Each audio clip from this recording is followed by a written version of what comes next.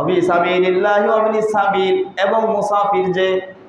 নিজ মহল্লা সে মুসাফির যে দূরে কোনো এলাকায় গেছে,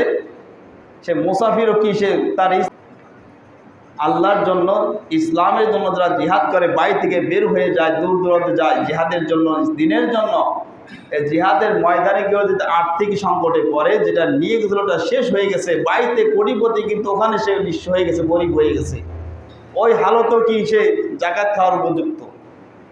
যতক্ষণ না সেই নিজ স্থানে গন্তব্যে ফিরে আসে, যতক্ষণ না তার বাইর থেকে নিজ স্থান থেকে কোনো আর্থিক নেওয়ার ব্যবস্থা না হয়, ততক্ষণ সেই খাওয়ার উপযুক্ত। অবি সাবিলিল্লাহি ওয়া বিনিস সাবিল, এবং মুসাফির যে নিজ মহল্লা সে মুসাফির যে দূরে কোনো এলাকায় গেছে, সে মুসাফিরও কি সে তার স্থানে যে হালতে থাকুক না কেন, পরিবর্ত থাকুক না কেন, মুসাফির হালতে সে নিঃস্ব হওয়ার কারণে কি সেও জাকাত খাওয়ার প্রাপ্য। তাহলে এইভাবে কাদেরকে জাকাত দেব এটাও আল্লাহ রাব্বুল আলামিন নির্ধারণ করে দিয়েছেন।